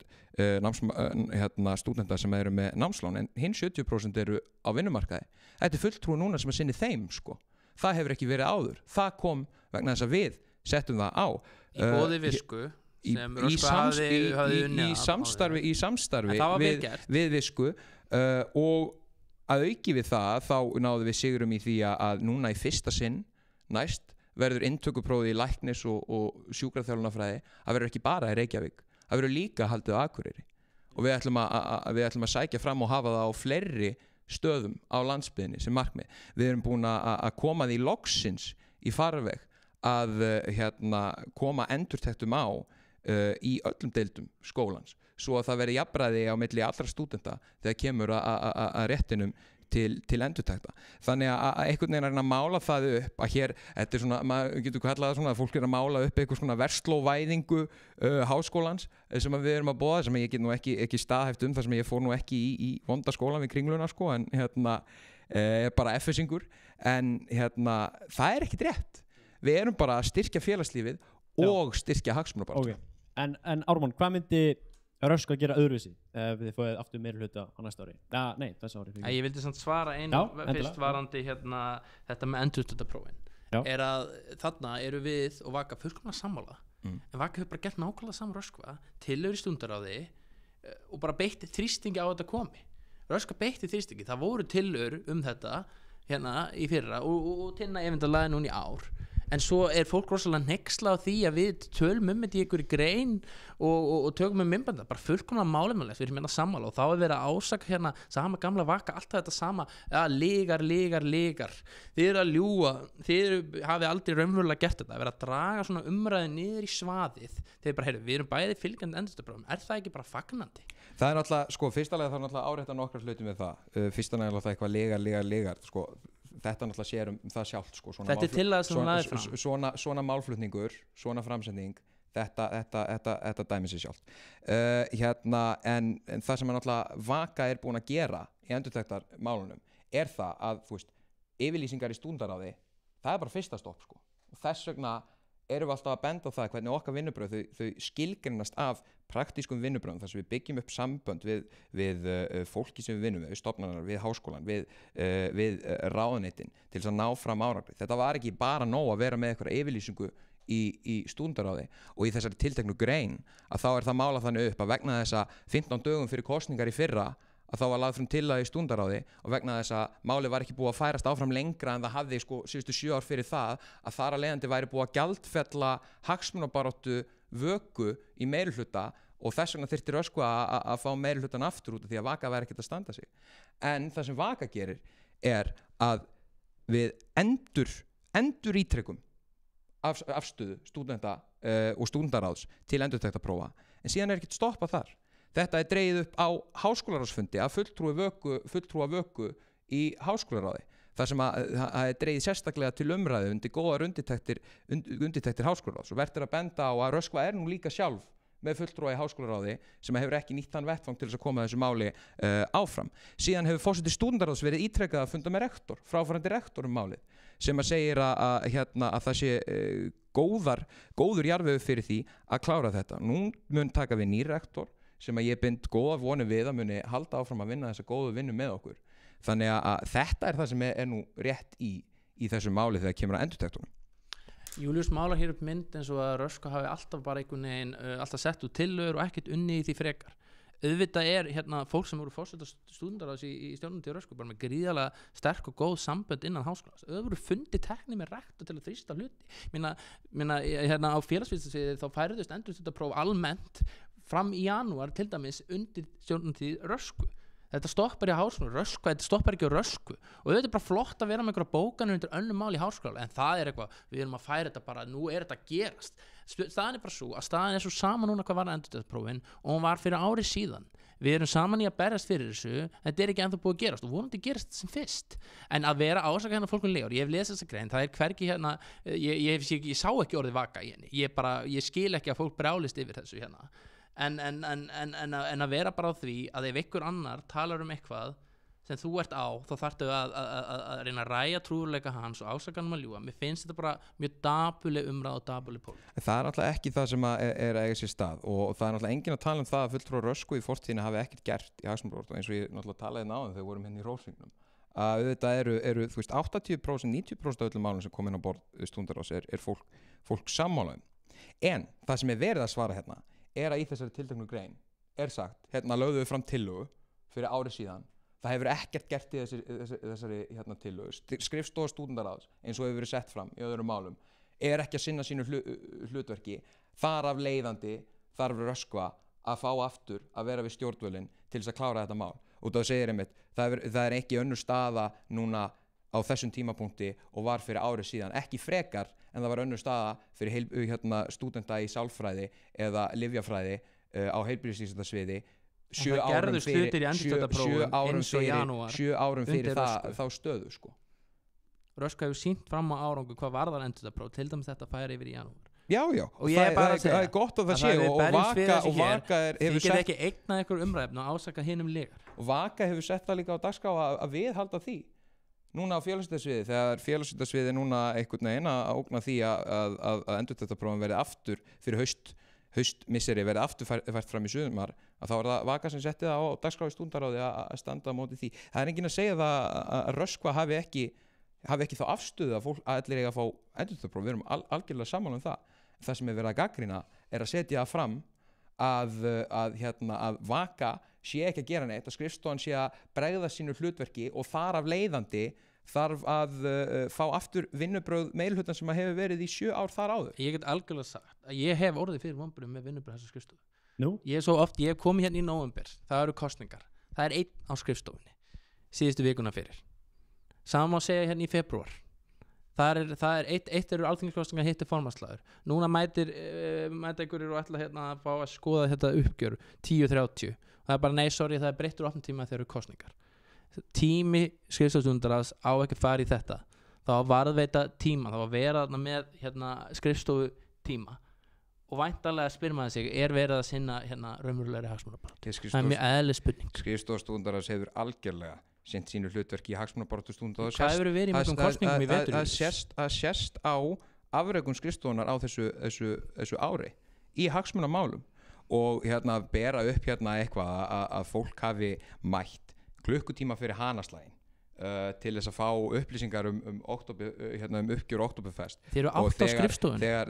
Þegar framkvæmdastjórinn var sko hjá tannlækni sem bara er miður sko. En hérna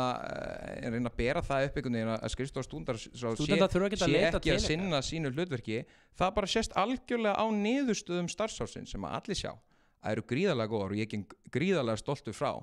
að skrifstofa Stúdentaráðs er algjörlega að sinna sínu hlutverki og umfram það sem að viðgekkst áður sko. En hvað myndi þið gera öðruvísi, Röskva? Við myndum sem dæmi ekki láta eitthvað utan, fyrst að hérna tala að við brandum ekki í landspólitík, við myndum ekki láta það fyrir okkur skemma, en það var það prinsip hjá okkur að þú linnir öllum trúnaðarstörfum innan stjórnmálasamtaka eða þú ætlar að taka sæti á skrifstofunni. Það breyttist í ár þegar þú bæði forseti Heimdallar og Lánasjóðsfulltrúi og oddviti Vöku tókst þarna sæti og svo myndum við leita leiða til þess að lágmarka áhættu hvað varar Oktoberfest og Arsatíðana en viljum halda henni áfram. Og svo myndum við líka bara vera þannig að skrifstofa SÁÍ er ekki hrædd við að tjá sig um mál eins og Borgarlínu eða Palestínu eða hvað annað. Það er ekki fókusinn en við erum ekki hrædd eins og ég hef heyrt hérna áður einmitt og í málflutningi og hérna í podcasti sem var hérna hjá fjölmiðlafræðinemum það sem hefur verið sagt einmitt og Röskva ætla að halda áfram að vera með ásatíð SÁÍ. Núverandi rekstrarform Oktoberfest er algjörlega grundvallar forsenda þess. Hvernig ætlið að fara að því? Það er eina leiðin sem var hægt að gera það var það að Stúdentaráð hefur núna meira af sínu fé til þess að verja í hagsmunabaráttuna. Það er ekki hægt að segja bara, já við ætlum að halda þessu áfram. Þið hafið aldrei gert það. Ég hef sagt ekki vilja taka upp hérna gamla samningin. Það er auðvitað leið. Það má alveg skera niður á ásatíðinni. Það þarf ekki að hafa strengjakvartend út í kvöldverðinum. Það má alveg sleppa sumu. En við hefum fulla trú á því að það sé auðvitað að gera bæði í einu. Ég held bara að þú veist það sem þú telur hérna upp er bara þá að fara í sama gamla farið og var síðustu 7 ár. Það búið að vera gríðarlegar umbreytingar í því hvernig stúdendaráð starfar og í þeim árangri sem það nær og ég meina, þú veist, hér bara verið að boða það að fara bara í sömu klokk-out vinnuna og var hérna áður fyrr. Í þenn 7 ár sem Röskva vinnur með hluta var gjörsamlega barist til hérna bara blóðs fyrir réttundur til dæmis stúdent í COVID. Það var gríðarlega mikilvægt. Það voru 4 sálfræðingar, það var sérstakur samningur í ríkinu, það voru 4 sálfræðingar komið að hafa í fyrsta skipti. Það voru komin endur þetta próf í janúar. Sama gamla klokk-out, mér finnst þetta bara rugl. Þetta var bara frábær vinna sem fólk vann þarna. Ég veit get ég ekki svara fyrir allt hérna bara og þekki ekki alla söguna, en ég get alveg fullyrt að það var tekið við í 10 milljón króna halla 2017 og hún var réttur af og ársreikningar voru byrjaðar að vera birtir. Þetta var gert gagnsætt, það náðist árangur í hagsmunabaráttu, október stækkaði, það náðist árangur. Mér langar að fá að hnýta hérna aðeins í svona fyrsta lagi náttúrulega Ármann kemur hérna og segist ekki geta að svara fyrir hvað gerist í stúdendaráði fyrir 2 árum en svo að Vaka að fara að svara fyrir það hvað gerist árið 2017 sko. En í öðru lagi þegar við ætlum að tala einmitt, þú veist, hinn á þessi málum, það eru fullt af málum sem hafa náttúrulega verið til umræðu þessari kosningabaráttu og fullt af málum þess að allt í einu núna fyrst heyrist hérna í Röskvu tala í hinum á þessum málaflokkum hvort að ræða hérna menntavísindasvið eða hérna hitt eða þetta og einmitt framsetning, svona heiðarleg framsetning á hlutum. Það heyrist alltaf okkur undan ykkur hérna Röskva hérna kom á ég las þetta í grein sko. Röskva kom á 4 sálfræðingum en í dag 1,5 stöðugildi. Það sett fram. Þannig framsetningin. Veistu hvað voru mörg stöðugildi þegar það voru 4 sálfræðingar? Þú veist Ármann, eða ekki? 2. Það voru 2 stöðugildi. Nei, það voru 4 sálfræðingar í 50% starfi. Núna eru 3 sálfræðingar í 50% starfi. Það var gefið í 2022 með tímabundin samning við ríkið. Það ekki staðan núna. Já, það var gefið í eftir COVID, sér ég. Það var tímabundin fjármögnun sem hefur ekkert með það hvað Vaka hefur gert, sem að síðan rann út og stöðugildin áttu minni með að fara niður í 1 sko. Ég bara sé háværi að koma í veg fyrir það að það er núna 3 og við viljum að það sé fleira en þú veist þetta að sér að tala þegar fólk að tala sko, heiðarleg orðræða og kjörorð sem eru heiðarleg en svo framsending svona, hér voru 4 sálfræðingar en núna 1,5 stöðugildi það voru 2 stöðugildi sko, en það ekki minnst á það og hérna þú veist þetta er bara þetta það sem við erum að tala sko, hérna, þegar fólk ætlar að tala að það sé eitthvað roðalega heiðalegt, þetta nú bara ekki heiðalegt sko. Ok, en ég vil spyrja ykkur þig, Júlíus þið unnu í fyrst sinn í fyrra, ekki? Já. Af hverju heldur að það gerist ekki fyrr? Já, við unnum í fyrsta sinn í 7 ár í fyrra og hérna auðvitað náttúrulega alltaf eitthvað svona bara aðstæður og það eru áherslur stúdenta og hvaða mál hafa hérna fannst fólki ekki vera að setja á oddinn. Ég held að sé nú alveg þannig að Vaka hérna tímabil hafði nú bara kannski svona mista aðeins boltan, var ekki að setja áherslur og rétt mál og ég held að hafi bara þetta var hérna á tíma sérðu að Vaka fer úr 1 mann í 2 og svo úr 2 í 5 og svo úr 5 í 9 og í síðustu kosningum umboð okkar komið frá því að við vorum með skýra afstöðu held ég, vegna þess að við vorum með skýra afstöðu í því að stúdentar ættu ekki að þurfa að borga meira fyrir að mæta í skólan. Við vorum með skýra afstöðu í því að það ætti að standa vörð hámöndnar okkar frekar en það að leyfa þeim að loka eins og gerðist í Odda og gerðist í Háskóla Bíó og átti að gerast í Eyrbergi og við tókum skýra afstöðu það að við myndum ekki sitja hjá og leyfa því að gerast og það hefur ekki gerst. Og ég held bara að fólk fann fyrir því að við tölum fyrir praktískum og raunverulegum vinnubröðum sem skila árangri fyrir stúdenta í háskólum í dag og það sé ástæðan fyrir að við fengum þetta umboð. Við höfum unnið eftir fremstu getu og fremsta megni við það framfylgja því og ég held að við höfum náð að gera það. Af hverju heldur þú, Ármann, að Röskva hafi þetta 7 ára skeið og svo hvað svona breyttist? Var það bara betri? Ég held að það hefði líka bara haft, við fengum með þess að það voru fleiri atkvæði hjá Röskvu fyrra, heilt yfir, það var rosalega tæft en heilt yfir upp á sviðin, enda vorum við með fyrsta mann heilbrigðisumsviðin, Vakan hafði hinum 2 inn, svo það var gríðarlega tæft í fyrra. Ég held að hafi verið hluti bara eins og útrykningar voru ekki nógu góðar, það hefði mátt vera betri kosningaherferð að einhverju leyti. Og svo það bara þannig að ef maður skoðar almennt stúdendaráð þá það þannig að þetta oft svona 6, 7, 10 ár svo skiptist á. Það var kannski bara komin, það var bara, fólk vildi eitthvað nýtt. það er það sko en já, ég meina ég held bara vakar að mörguleiti bara ef maður bara svona ef ég verður svona Björn Ingi svona álitskjafi þá var þetta áfrega góð herferð og Röskva var kannski bara ekki með nógu góð herferð fyrra. Já, og finnst ykkur vera með betri herferð núna? Ég ætla að lifa örmadæmi það okay, ok, þá vil ég spyrja ykkur hérna þetta hámadæmi sko ég er bara allir sátti gæi sko ég veist háskólanum mjög flottur ég menna ég get ekki kvarta borga 70 skall að vera hérna skilur þannig þetta er allt bara solid og bara frábært að við erum allir saman liði hérna viljum hafa bara góðan háskóla en eins og með hámi hvað er málum hámi dýr allt er læg nú er smá dýr en og hvað, þið viljið fá nikotínpúða eitthvað, ég skil ekki eru þið sammála Röskva og Vaka með þessa nikotínpúða? Röskva, við höfum bara litið á það sem bara svona ákveði bara frjáls atkvæði fólk má bara kjósa Röskva eins og þið finnst það Já, þannig að þið hafa svona atkvæði fyrir þetta Nei, ég er að tala um það fyrir stundar ég held að séu sumir í Röskva sem er hrifnaði aðrir ekki við leggjumst ekkert sérstaklega gegn því Þið viljið fá nikotínpúða? Já, við lögum fram og samþykktum tillögum það og hérna það er náttúrulega ekkert höfumálið þegar kemur að hámu háma er gríðarlega mikilvæg grunnþjónusta fyrir stúdenta en þú veist, þetta er bara svona eitt af svona þessum málum sem flýtur með sem auðvitað þannig að þú veist, við erum nú öll fullorðið fólk sem eru hérna í háskólanum og ef þú heldur það að fólk sé ekki að nota nikotínpúða þegar það er að læra og er hérna í skólanum þá bara, þú veist, þá ertu greinilega blindur maður sko. Og það er nú þegar verið að selja nikotínpúða á kjallaranum nikotínpúðar eru mikið í neyslu hjá háskólanum hvað sem fólk finnst lýðheilsu gildi þeirra og ég hugsa bara sko er það, ef við viljum reyna að auka viðskiptin við hámu til að standa vörðum hana er það ekki betra að fólk versli það bara í hámu fyrir að fara á enn í hringbraut eða niður í krambúð að kaupa sér eitthvað vegna þess að sko, þetta er ekkert eitthvað crazy mál vegna þess að þú ferð hinum megin við Vatnsmýrina og ferði í HR og það getur bara farin í krambúðun og keypti svartan Winston sko og það er enginn að tala um það fyrir hámu en þú veist grundvallarmálið með hámu er það að það er náttúrulega komin upp mjög alvarleg staða með hámu sem er bara mjög erfið að tækla háma hafa náttúrulega tekið ákvörðun sem að má deila hvort það hafi verið rétt en hún var tekin með góðum hug sem var það að halda starfsemi hámu opinni þrátt fyrir heimsfaraldurinn og síðan þá hefur umferð á háskólasvæðinu fólk sem bara er á háskólanum hún hefur ekki náð sér aftur hún er minni með svona 80% af því sem hún var áður sem þýðir það er verslað minna við hámu og reksturinn er erfiðari þannig að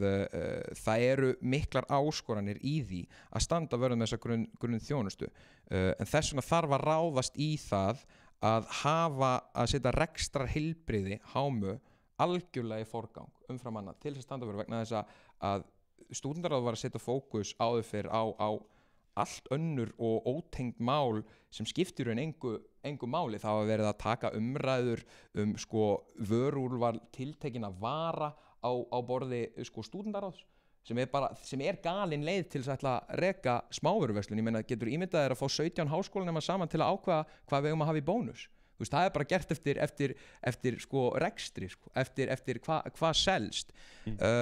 2019 kom tillaga sko inn á borð félagsstjórnar stúdenta það að háma ætti að hætta að selja nautakjött út af sko loftslagsmálum þú veist, það er það sem var verið að pæla í frekana bara, heyrðu, við þurfum að sjá til þess að það sé verið að selja ódýrar vörur eins ódýrar og hægt er sem stúdentar þurfa að kaupa sér þar sem þeir eru í námi og það sem hefur gerst því miður vegna þessara áskorana sem eru margþættar vegna umferðarinnar sem er með bílastæðagjöld myndir nú ekki hjálpa með varandi umferð á háskólasvæðinu að þá í fyrra þegar við vorum í minnihluta þá var lokað hámu í Háskólabíói og það var lokað hámu í Odda og það átti að loka hámu í Eyrbergi og það þarf bara að ráðast algjörlega í það að sjá til þess að sé verið ekki að loka þessum þjónustumiðstöðum fyrir stúdenta þar sem þeir eru að stunda námsett. Hvað finnst þér ösku hámu? Hvað er svona planið með hámu? Við viljum að háma sé einmitt grunnþjónusta aðgengilegast á þessu flestum helst sem ódýrust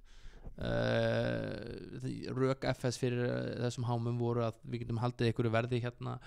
ódýrari og við þurfum ekki að hækka leiðin á stúdendagörðum og svona og þetta voru viðbrögð við því að það voru færri að mæta í skólan eftir COVID en sérstaklega með hluti eins og háskólabíó það er afleitt að þessi búið að loka því að það er mjög langt yfir aðra staði og þetta þarf að bæta en það að halda því fram að það að meira veganúrval á Háma og Háskólatorgi eða eitthvað hafi leitt til þessa eða vísast til einhverja eldgamla tilla sem ég þekki ekki til ég veit ekki betur en að það er hérna nautakjöt í Hámu finnst mér fárlegt að Röskva sé einhvern veginn búin að valda því að séu færri nemendur að mæta skólan eftir COVID og þess vegna er minni tekjur á Hámu það er það sem gerðist það er enginn að segja það að Röskva hafi beint en málið er það auðvitað þegar þú ert með stofnun sem er pólitískt skipaður með hluti og áhærslu stúdendaráðs í því hafa verið ekki varðandi reksturinn heldur hefur verið varðandi sérstakt vörúrval eða hvað það er sem enginn er að segja það sé hægt að kaupa veganmat í Hámu og það sé vont upp á rekstur sko. Það er hægt að kaupa veganmat í Bónus það er ekki vegna þess að það er 17 manna stúdendaráð að taka ákvarðanir það er bara vegna þess að hann selst sko. Vegna þess að það er fólk sem vil kaupa og það vil fólk kaupa í Bónus alveg svo Nei, ég gerði það ekki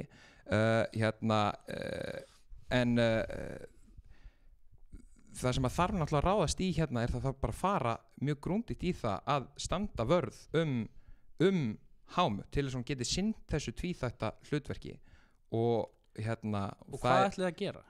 Það þarf náttúrulega að núna þegar næst er skipað í stjórn FS að það þarf bara að fara mjög grundigt í það. En hvað eiga þeir að gera? Hvað eiga þeir að gera? Þið pólitískt skipið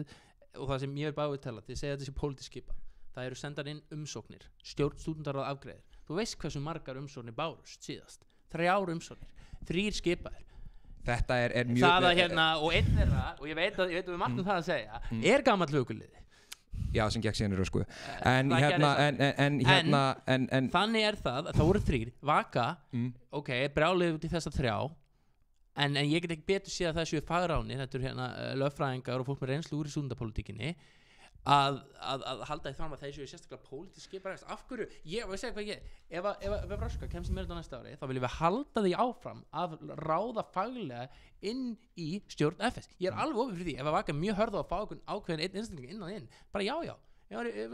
hæfur og gott að sé að leiða ekkert mál en ég spyr hvað er planið því að þú segir bara undir eins og við komum okkar menn í stjórn þá mun eitthvað breytast en hvað er planið? Ætlaði að reka framkvæmdastjórnina FS sem hefur verið farsæll til alda fjórðungs hvað er planið? Ykkar fólk í gær var í Hanaslagnum að tala að það ætti að útvista rekstur erum við að fara í átt að einhverju engavæðingu þið segir bara að undir eins og að koma eitthvað fólk í einhver stjórn hjá FS þá lagast þetta magiclega þegar þeir eru vökulegar það er enginn að tala það Ármann minn og ég nú bara alveg árétta það ég á bara mjög gott samband við hana Guðrúnu sem er framkvæmdastjóri Félagsstofnunar stúdenta og ég myndi engan veginn gefa það í skinn í þessu hlaðvarpi að það ætti að fara í það að reka hana en við skulum bara fara yfir svona nokkra hluti fyrsta lagi það er náttúrulega alveg auðvitað er það þannig að þegar þú ert með skipun eins og það er núna þar sem þú ert með Félagsstofnun stúdenta meirihluti stjórnar hennar er skipaður af lýðræðislega kjörnu ráði þá er auðvitað pólitísk ábyrgð á hvernig hlutinir eru þetta væri rétt eins og ef að núna ef það er kosin meirihluti á Alþingi og sá meirihluti myndi segja við ætlum að setja upp faglega leið til þess að ráða ráðherran okkar og svo væri fólk ósátt með niðurstöðurnar af þeim ákvörðunum sem hafa verið teknar eða allavega bara hver staðan er og vilja fara í aðrar áherslur og þá myndi sá pólitíski meirihluti sem á bakvið stendur segja þið geti ekki verið að gagnrýna þetta er faglegt þetta heldur einhver vatni og Ármann veit það sjálfur sko. Það þarf náttúrulega bara og við viljum auðvitað gera þetta faglega við viljum fá en heldur þetta fólk sé sérstaklega sinna erindum Rösku það er enginn að segja það nú er það bara að segja þessu vanhæf vegna þess ég er ekkert búin að segja þessu vanhæf þetta er allt eitthvað sem þú ert búin að segja í þessu hlaðvarpi hvað á að breytast þau fylgja tillögum sem þið sendið inn þau tóku tillit til tillöguna sem þið sendu núna á skiptafundi ég sé ekki betur en stjórn FS heldur því þá áfram já, stjórn FS hefur að miklu leyti tekið tillit til þeirra bara í breiðu strókum sem áhersla stúdentaráðs er í rekstri Hámu sem er í raun eina það sem að stúdentaráð á að vera aðhafist því frekar að vera að tala um sérstakt vöruúrvalega hvað er sem er það að setja reksturinn í forgang og leita allra leiða til þess að hagra það til þess að ná þessum 2 markmiðum að það sé ekki verið að loka Hámu að þær séu til staðar til að selja ódýrar vörur það sem að fólk stundar nám sitt og við viljum nálgast þetta auðvitað faglega á næsta ári, í næsta stúdendaráði hver svo sem er meirihluta og þá þarf bara að líta yfir það allar umsóknir sem berast og hverjir taka pólitíska ákvörðun það hverjir eru best til þess fallnir að taka við þessum rekstri og sjá til þess að hann gangi vel. Það er enginn hérna að setja út á einstaklingana sem það er einmitt bara verið að benda á það að auðvitað eru þeir með umboð frá síðasta stúdendaráði og það var ekki Vaka sem byrjaði að tala rekstur FS í þessari kosningabaráttu. Það var Röskva sem sagði svo allt hérna í ruglinu í FS, if you know, you know. Það er bara verið að við megum gagnrýna FS. Já, auðvitað megið það. Við erum ekki FS, við erum faglega ráðið fólk. Það er eins og, þú ert að segja hérna 2 hluti á sama tíma, en svo það líka það, svo var það bara sagt í hanaslagnum núna, í gær, að það þurfi bara að sættast við það að við viljum ódýrara verð og færri hámur. Vaka segir bara nei. Það getur ekki verið að rekstur hámu sé þannig lagaður að stúdentar þurfa að velja þarna á milli. Að við þurfum að segja, ok, ef við viljum sjá til þess að reksturinn sé í fyrirrúmi og það sé hérna ódýrt verð, að þá bara þurfi hjúkkurnar í Eyrbergi að sætta sig við það, að það þurfa að loka hámunu þar. Að það þurfi fólki í Odda og þurfi fólki í Háskólabíó og sætta sig við það að sé ekki háma. Við segjum nei. Við viljum halda þjónustum á mig. Ég veit hvað hann er að vísa í varðandi hanaslægin. Það sem okkar fulltrúi þar ætlaði að segja, það var rétt, þetta var gaff, var að þetta væri stefna FS. Þetta er ekki stefna Rösku. Okkar stefnir okkar síðu, það er hvergjum að við viljum fækka hámum til þess að geti verið ódýrari. Takk fyrir. Ég ætla að taka eina spurningu frá hlustenda.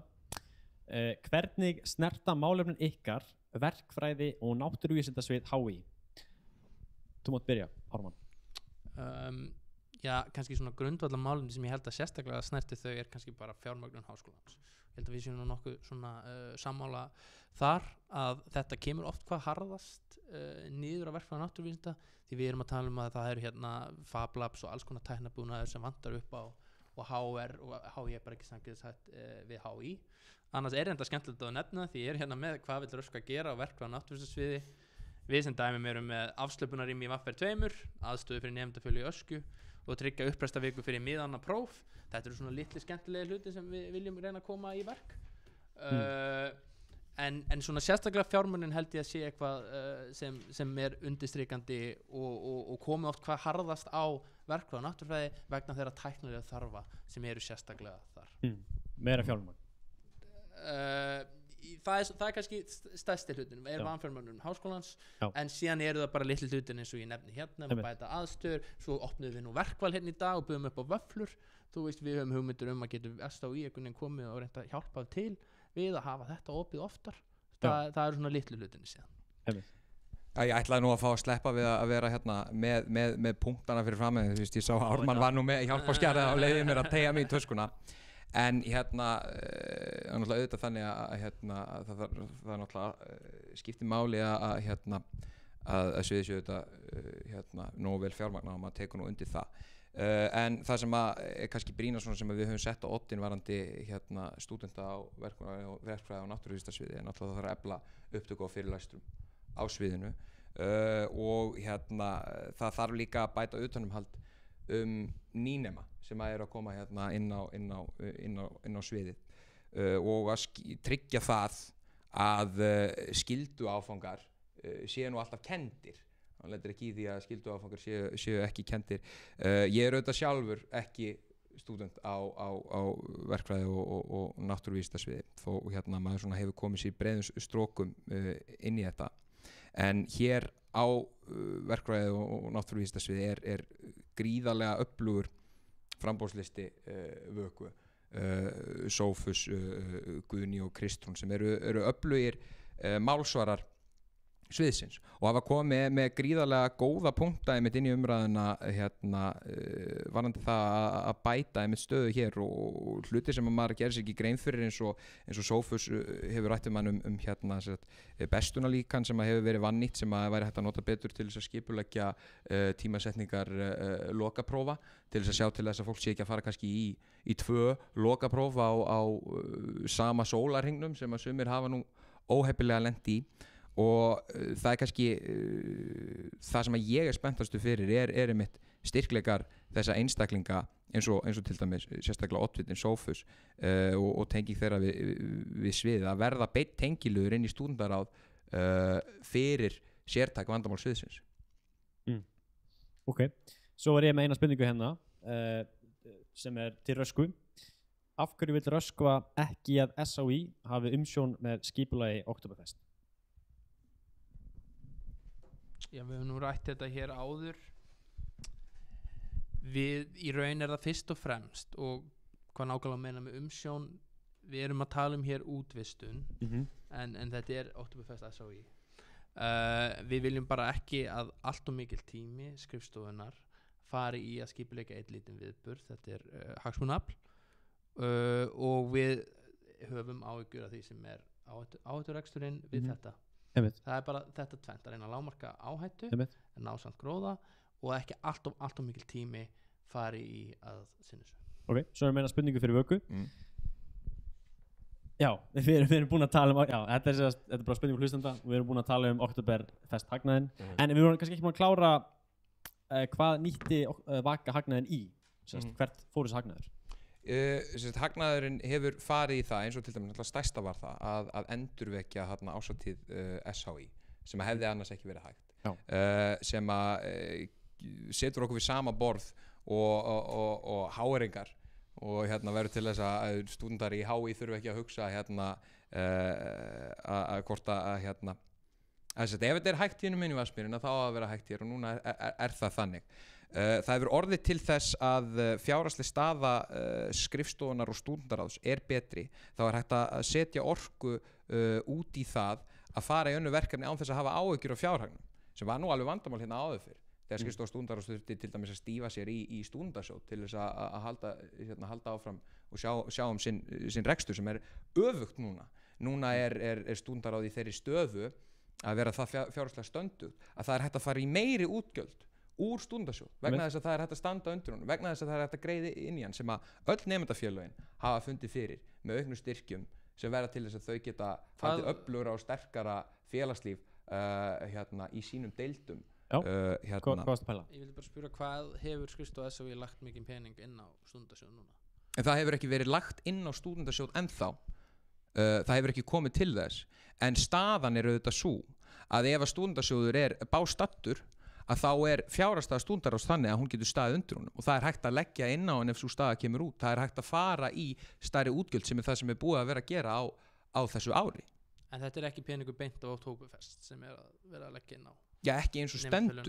og stendur en ef núna hægt að fara í þessar stærri úthlutanir og ef úthlutanir virka náttúrulega þannig að það sótt og það búið að setja svona grófar það settar stúdendasjóð að virka þannig að það settar reglur þú uppfyllir ákveðin skilyrði og þá farið x krónutölur út. Þú veist ekkert hversu margir sækja sem þýðir það að þú þarft alltaf að meta hvað þú ert með mikið og vegna þess að við vitum að því við höfum þennan pening til staðar að þá hægt að fara í stærri útgjöld sem þýðir það að við erum að treysta nemendafélögunum til þess að sjá betur í sitt félagslíf og eins og ég segi það bara mjög eðlilegt að halda þannig utan og það mun betri stað en var hér áður það sem þetta var öfugt, það sem að skrifstofa stúdendaráðs var ekki að auka úr stúdendasjóði að vera tilbúin að standa undir stúdendasjóði heldur var að taka úr stúdendasjóði til þess að reka sjálfa sig. Stúdendasjóður fyrst og fremst styrktur af háskólanum. Það rétt. Það er tekið fram að það tilgangurinn af háskólinn, fjármagni þess nemendafélög en ég meina ég alveg fylgjandi þetta sérstaklega gott fyrir lítið félög að það komi meira fyrir, þetta grýtur upp í hafa fyrir óratón, þetta skiptir tannlæknanema miklu máli. Svo ég almennt fylgjandi, ég vona bara að það sé allt örugglega stöðugt varandi eigin fjárstöðu stúdendasjóðs en annars þetta góð aðgerð það. Að lokum, takk hérlega fyrir að koma en það ein spurning eftir en við erum búin að það skemmt? Erum við búin að sprengja tíman? Þetta eitthvað svona nú þarf ég að vera leiðileg? Nei, enga leiðilega spurning. Langar ekki að vera það. Fyrstulega, einmitt. Það er tvíþætt, nei, en það er náttúrulega, ok, þetta er tvíþætt spurning. Fyrst allir að spyrja ykkur, eftir svona kosningabaráttu, þá kannski mynda smá hiti og svona. Allir vinir bara endadags, eða þetta allt bara for show, eða hvað meina? Þetta ofta nú Alþingi, þar sem allir að nakkrífast og svo allir bara fellar, skiljur.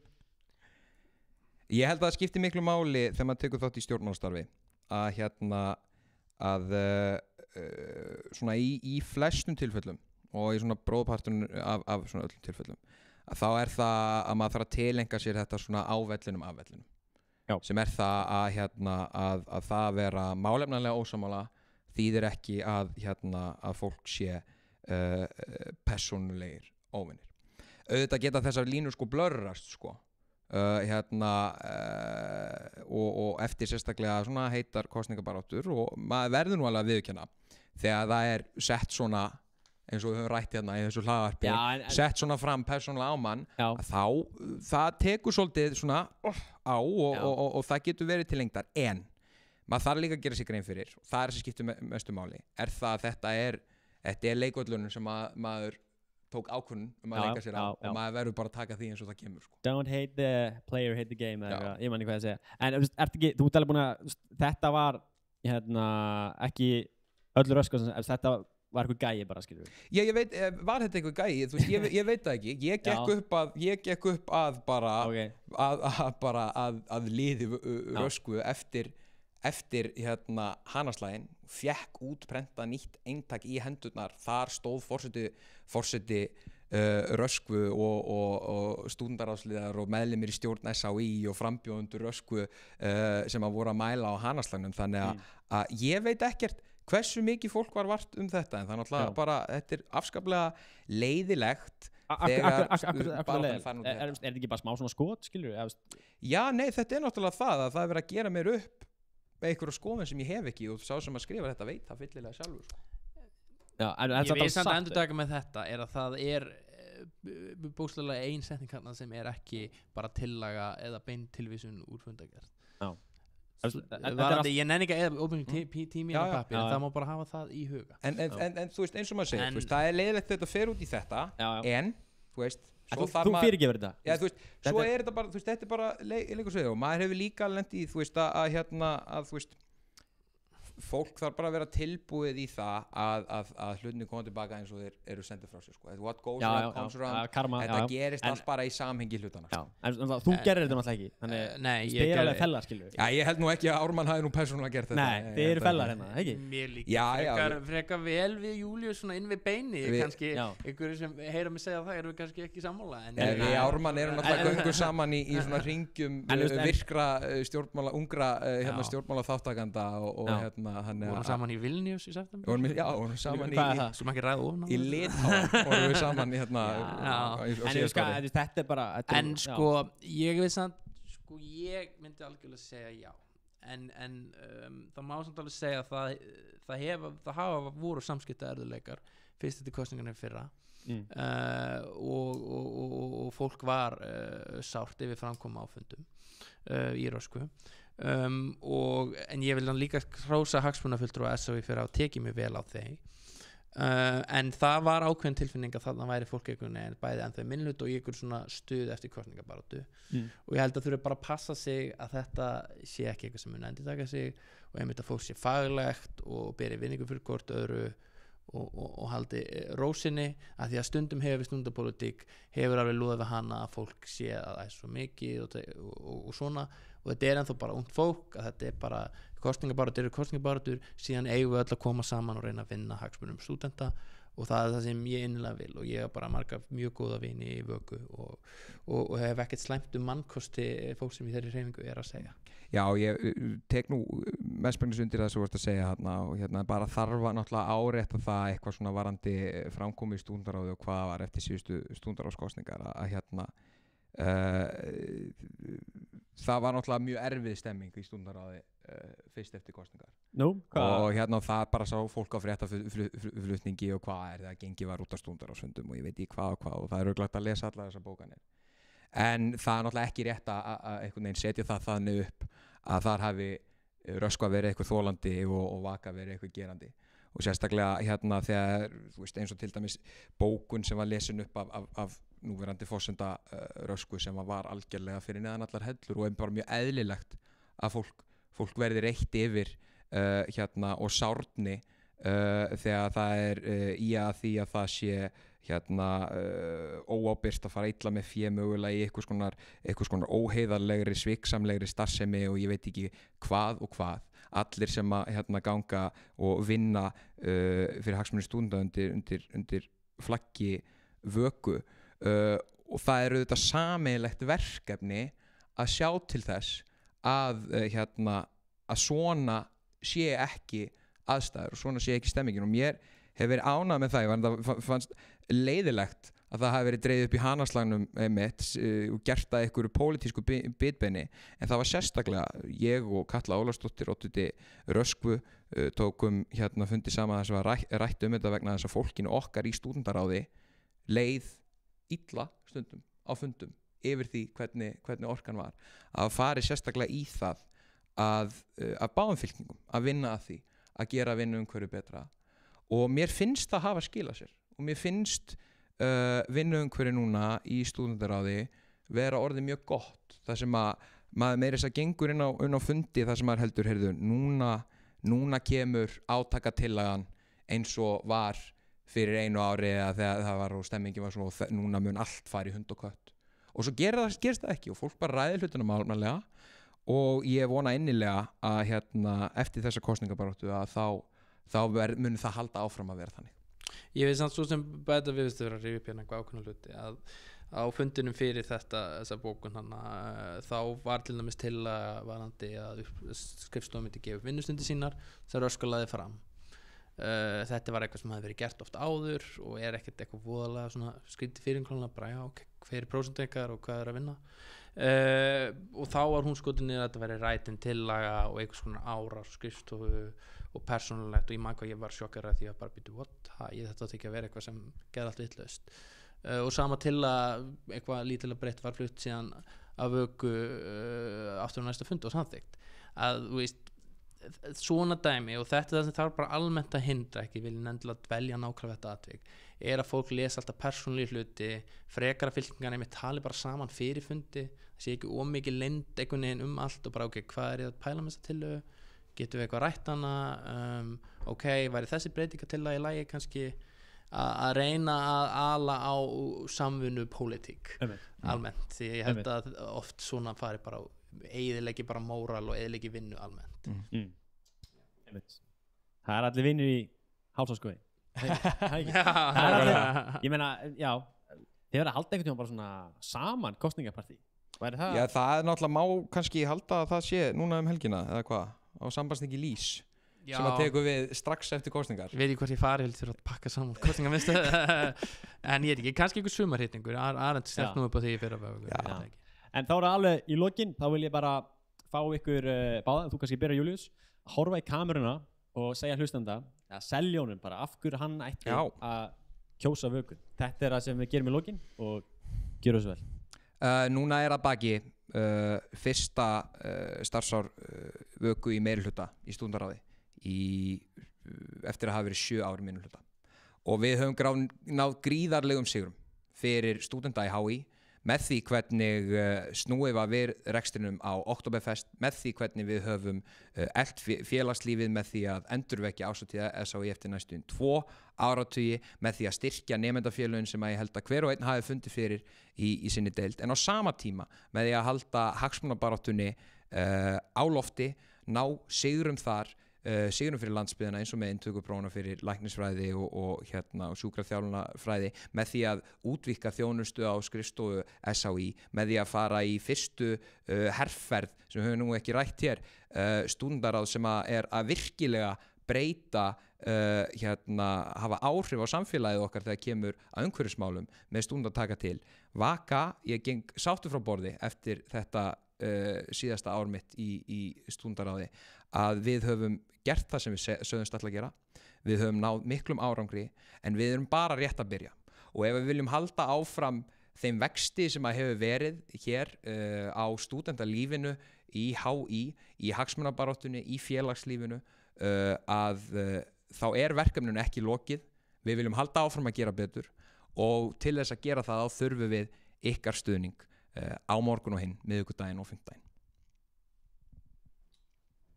Já nú